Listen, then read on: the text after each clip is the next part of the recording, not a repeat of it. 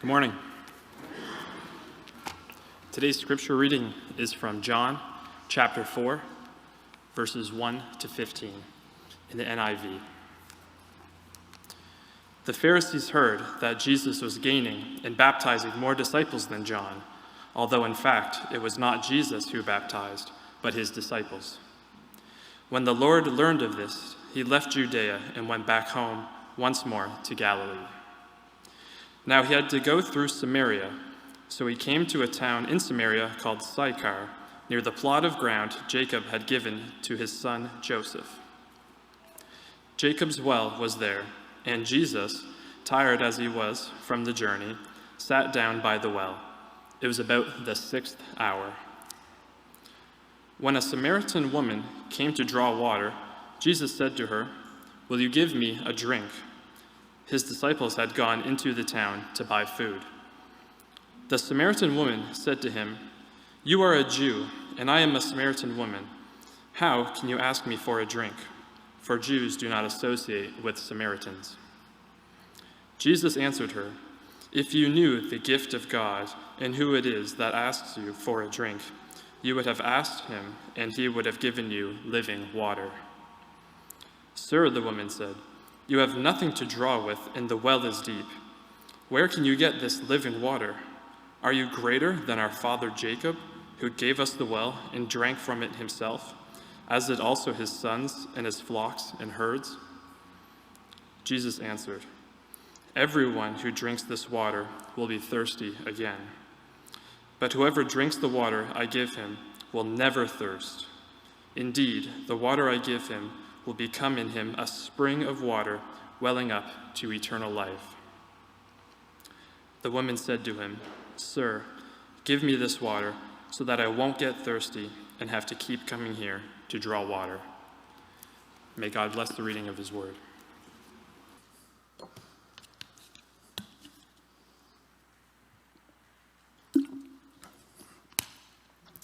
Could hear that through the mic. Have you ever been really thirsty? And yes, that was a plain drink. Like really, really thirsty.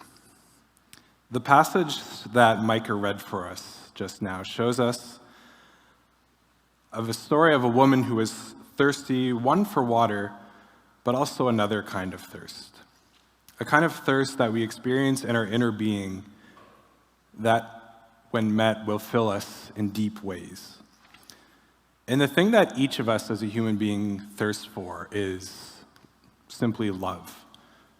To know that we are truly valued as who we are and cared for.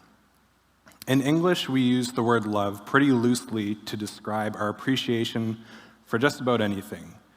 We may say things like, "I love my mom, I love my dad, I love this musician, I love this video game, I love this hamburger, this piece of pizza." But in the Bible, in the Greek language that the New Testament was written in, there's actually different kinds of words for different kinds of love. There's family love, there's a word for romantic love, for friendly love, and then there's another kind of love that the Bible speaks about. A kind of love that is completely self-giving, that isn't looking for something in return. A kind of love that seeks to give but doesn't seek to take. And the word for this kind of love in the Bible is called agape. And this kind of love is demonstrated through the life, the teachings, the work of Jesus. And it is found in no other place. So this story of Jesus' conversation with a woman at a well is a good picture into the kind of love, the kind of agape love that God has for us. Over this week and next week, we're going through this mini-series called What is Love? We're going to consider, what this picture of love is that the world often gives us and compare it to God's idea of his agape love for us. So this morning, I'm going to point out a few features that help us to understand more deeply this agape love. In verse 6 of the passage that Micah just read for us, we read the simple words that Jesus got tired. Now, this might not seem like much at first glance, but the fact that Jesus got tired actually tells us a lot. It tells us that he was human. But for those of you who have been church people for a while, you might be thinking to yourself, well, Jesus wasn't just human, he was fully God. Yes, that is true. He was 100% God, but he was also 100% human. And this matters because if he weren't human, he wouldn't have been able to die in our place. Hebrews 2:17 says, "For this reason he had to be made like them, fully human in every way, in order that he might become a merciful and faithful high priest in service to God, and that he might make atonement for the sins of the people." We also read later on in Hebrews chapter 4 that Jesus' humanity meant that he was also able to not just be and do life as a person, but that he was able to identify with us.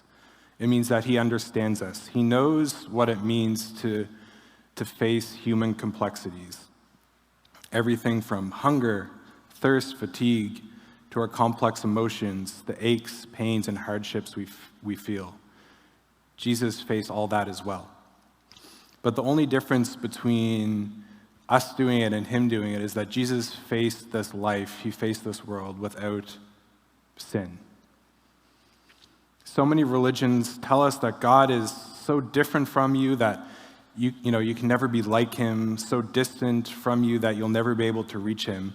And there is truth in this. We know that God is holy, he is separate from us.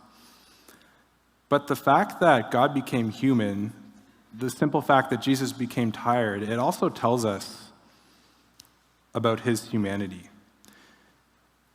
Jesus' humanity tells us that God didn't choose to be separated from us. He chose to bridge that gap.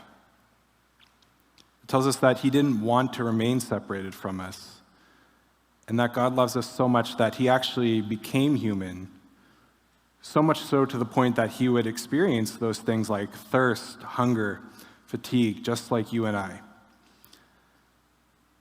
God didn't simply stay distant and tell us what to do, but he came and did it for us. And he also did it with us, as one of us. But don't get it mixed up. Jesus wasn't half God and half human. He wasn't some sort of demigod. Jesus was fully God and fully human. And I know for those of us here who are interested in math, those numbers might not quite line up.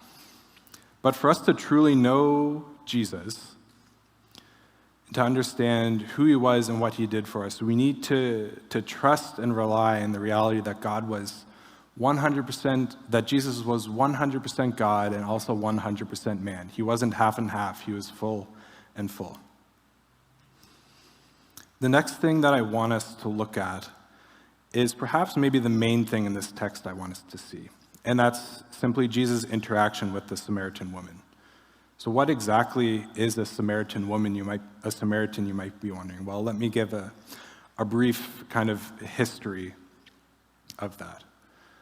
After King David in Solomon's time, some 2,000-ish years ago, God's people in ancient Israel were divided into two kingdoms, the northern kingdom and the southern kingdom. The southern kingdom was called Judah, and the northern was called Israel, which included in it the city of Samaria. The northern kingdom ended up with some really bad kings and often found themselves outside of God's desires. God allowed them to be taken captive by a powerful empire to their east. After they took the most influential and important people into exile, their captors brought their own people into the city of Samaria. Over the years, these foreigners intermarried with the Israelites who lived there, and those mixed-race people became known as the Samaritans. So flash forward again back to the story that we're looking at this morning.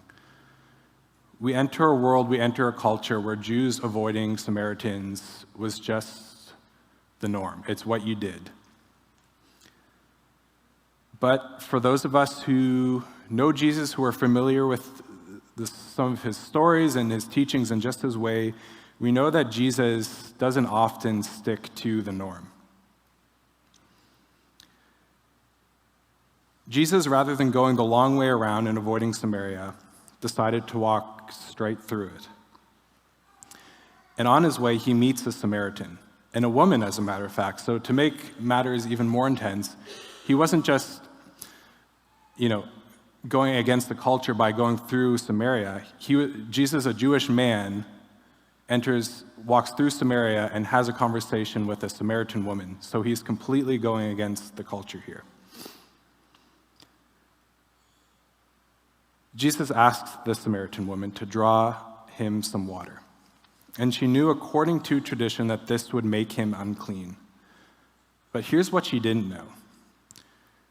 She didn't recognize that Jesus was so pure and holy that she couldn't make him unclean.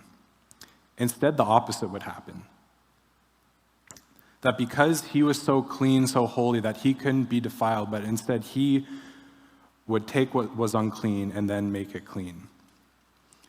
There's a story in Luke chapter 8 where we hear of a woman who had been bleeding for 12 years, and while the physical effects of this may have been awful, what really came as her biggest challenge was being deemed unclean by her community, was being cut off, was being isolated, was perhaps the looks and the kind of avoidance that she faced in a day-to-day life.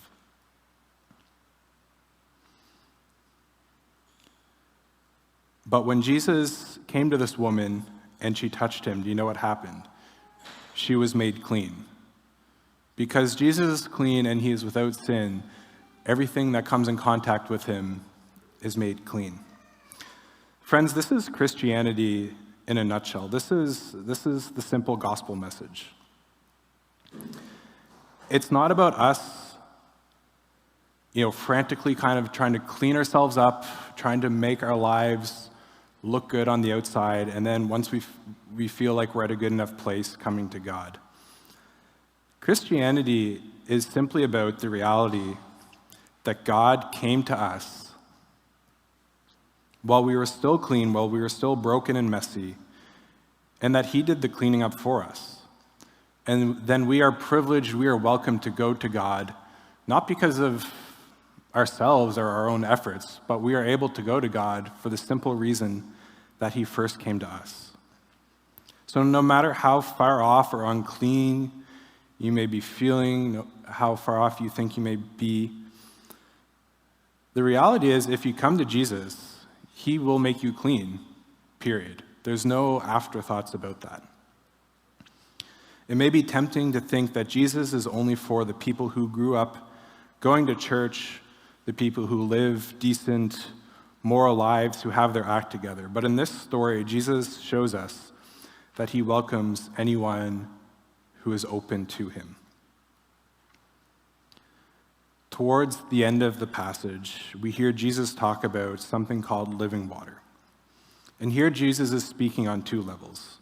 On one level, he's talking about water. You can drink as much as you want, but at some point you will be thirsty again. And then on another level, he's talking about spiritual water, the things we look to satisfy the deep places in our lives. Maybe we look to our friends, our family for fulfillment, perhaps our job, our money, a certain hobby, things that on the surface might not be bad things, but if we let them become the things that we look to bring deep satisfaction in our lives, they're not going to fulfill those deep desires. Or it could be something more obviously unhealthy. Some of us turn to things like drugs, alcohol, or pornography because we think that they'll numb the pain or that they'll fill the loneliness that we've been feeling. The world is full of things on the surface that will satisfy. But God also says in the book of Jeremiah that these things are like broken cisterns. They're like broken jars that sure they hold water, but they have a leak. So they may provide you with a drink, but eventually they're going to leak and they'll only leave you thirsty for more. And worse than this, perhaps, we might turn to something that we think will give us some sort of fulfillment, but will actually be more damaging to us later on down the road. As I've mentioned before, to many of you, I spent some time living in Uganda. And I went with, while I was in Uganda, I went with a a friend who was a local Ugandan. We went to this remote village. And for me, I think I was 22 at the time. I was super excited. So we got there, we stayed the night, and I woke up early the next morning as soon as the sun rose, and I was just so excited to see and experience rural Ugandan life. It was just so different from what I had known. So I got up early, and my friend who was a Ugandan, he had been there, he'd seen it before, so he said, okay, you go, I'm going to stay in bed for a bit, but have fun, be safe, don't do anything you might regret later. So I walked around for about an hour. I just met some of the kids in the community, explored the village a little bit, and it felt almost magical. So I went back after an hour, and I said to my friend, I'm a little bit thirsty. Well, more than a little bit. He said, okay, well, you know the rule, you know what they told you in Canada before you left. You should only drink bottled water. Don't drink local sources of water because your body is not used to it. It might not be acclimatized. So I said, okay, I'm going to go back out and adventure for a bit, and then I'll just assume that when I come back in an hour, you'll have some bottled water for me. So I went out for another hour, explored, came back, and my friend was still in bed. He said, sorry, I haven't gotten you your water yet, but I'm going to go do it soon. So I went out for about another hour, came back, and sure enough, he still hadn't gotten out of bed. And at this point, the question I asked at the very start, have you ever been really, really thirsty? Well, this was a time where I was really, really thirsty. And I knew, and I had been told many times, that I shouldn't drink, their local water from a river or well or whatever. Even if it looked clean, if it seemed clean, my body just wouldn't be used to it. But at this point, I was so thirsty that I wasn't as concerned about the aftermath. I was just thinking, I need to get a drink of water. So I went against what I was told, and I went to a nearby well, and I drank probably a good couple liters of water. And sure enough, 3 hours later, I felt the aches, the chills enter my body. And to make a long story short, I was taken to something of a hospital, was told to stay there for a few hours until I regained my strength, and then I ended up being okay and just resumed. All this to illustrate that the things that we turn to when we are thirsty, one can leave us thirsty for more, but could be even worse, that although we might think it's what we need, it's what we're looking for, can be damaging to us. But God says later in the book of Jeremiah that He is the fountain of living waters. A fountain that never will run dry, that we continually go to replenish our souls. Friends, Jesus offers us this living water.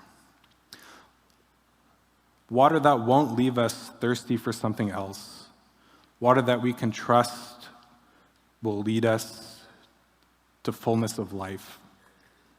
And it's the only thing that will leave us truly satisfied. I know that it's kind of cliche for a pastor to stand up here and tell you that, but I say that one as a pastor, but I also say it as someone who's lived it, who's continuing to live it, who looks for satisfaction in something else only to find that it doesn't last.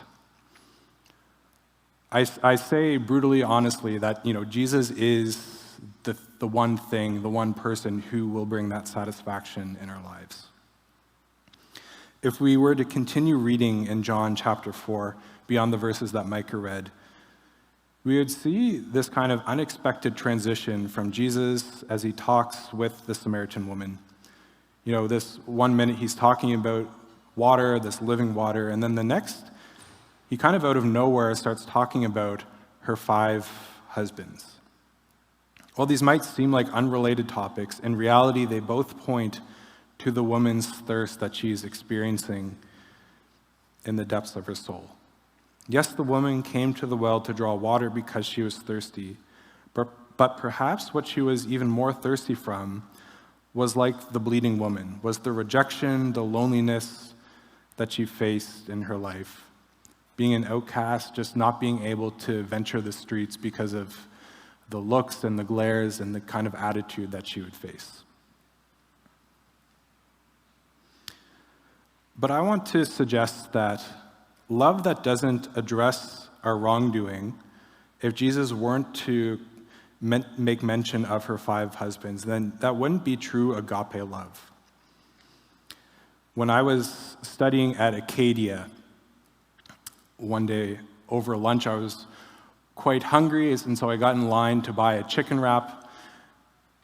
And so I went and placed my order, and I was so hungry, I was standing waiting for my order to be called, that when the cashier called, I can't even remember if she called a name or if she called an order. As soon as I heard her speak, I went up and took the food and went to my table. And now I don't remember if hopefully I didn't actually take a bite of it, but once I sat down, I realized that this wasn't my food. I had taken someone else's food. And let me tell you, I felt really, really bad. So I kind of put my tail between my legs, so to speak. I brought the chicken wrap back to the cashier, and I said, look, I'm so sorry. I let my hunger get ahead of me, and I took someone else's food. Let me pay for it. Let me apologize to the person whose food I took. I don't have an excuse for this. That shouldn't have happened. And what she said to me, I've shared this story at youth group. It's not a good story, so don't get your hopes up, but I think it illustrates the point. She just looked me in the eye and she said, you know what, it's all good, you do you. And I was kind of taken aback at this. I didn't know what that meant in this situation. But I think what it does is it kind of paints a picture of where our society is at. It tells us, you do you, I'll do me, you do what makes you happy, what feels right, I'll do what I think is best, and we won't worry about telling each other what's right and what's wrong. But as I mentioned before, this isn't how agape love functions. Suppose if you have a fatal illness or a sickness in your body, it wouldn't be loving to just go to the doctor for the doctor to acknowledge what's wrong with you, but then to just leave it and let it overtake your body. Sure, you'll be avoiding the immediate pains that you might feel from surgery, but for a doctor to be truly loving, they would perform a surgery or some sort of operation to stop this illness. And it's going to hurt a lot. It's going to be difficult, there's going to be pain, but the surgery isn't done simply to torment us, to make our lives miserable. The surgery is done so that in the long run we can be made better, because that's the truly loving thing to do. It would be shallow, it would be less loving if the doctor chose to just leave you be. Sure, it might seem okay for the first couple days, but then as the months go on and you realize that this illness, this sickness is still spreading, you would be left feeling empty. And Jesus' love isn't like this. It isn't shallow. It doesn't shy away from our wrongdoing. He didn't shy away from the woman who had 5 husbands. Psalm 139 tells us that God knows everything about us. He knows the time, like myself, where he took someone else's chicken wrap. By the way, if this person perhaps is listening to this, it's really not a good story. I keep coming back to it as an illustration. And I hope that you don't feel bad about that. So he knows the time he took someone's chicken wrap. He knows perhaps our 5 husbands. He knows the deep, dark secrets in our life. He knows the depths of our hearts, but yet he chooses to love us anyways. And he invites us to turn from ourselves, to turn from the way we live life, to repent and to trust and to follow him. So in conclusion, I want to speak generally to 2 groups of people. First, I want to speak to those of us in the room who wouldn't, at least yet, consider yourself a Christian. To the people who haven't made that kind of life choice to put your faith and your trust in Jesus. And to just say that thirst that you feel in your inner being, You might look to satisfy it in all kinds of ways. But again, that there's only one place, there's only one person where that thirst can truly be met, and that is Jesus. There's so many things in life that we might think will quench our thirst, but as we read in the book of Jeremiah, all these things are like broken cisterns. They might offer us a temporary drink, but they will ultimately leave us thirsty for more. Or they might be like well water from a place your body's not accustomed to. It might satisfy your thirst temporarily, but will lead you into a dark hospital room. So all that to say is that I encourage you to trust in Jesus, the only one who can truly satisfy that thirst that you feel deep in your being. And the second group of people that I want to address are those of us in the room, I'm assuming many of us, who are Christians, those of us who have made that decision to trust in Jesus, but the reality is that we can still find ourselves thirsty from time to time. I was reminded of Jesus' story, the parable of the sower, that it is possible for us to be well-rooted in our faith. It is possible for us to be a Christian, but to let sin, to let the distractions of the world, let them, well, that's a tongue twister, to not let them, I've just got to restart a sentence here, that they may stop us from growing to our full potential. And can I encourage you that trusting Jesus isn't just something that we do once in our lives, we put a checkbox and then we forget about it. But trusting in Jesus is something that we do that initial time, but it's something that we do day in, day out, continually with every part of our lives. And when we find our souls thirsting for more, let it be an opportunity again for us to once again put our trust in Jesus.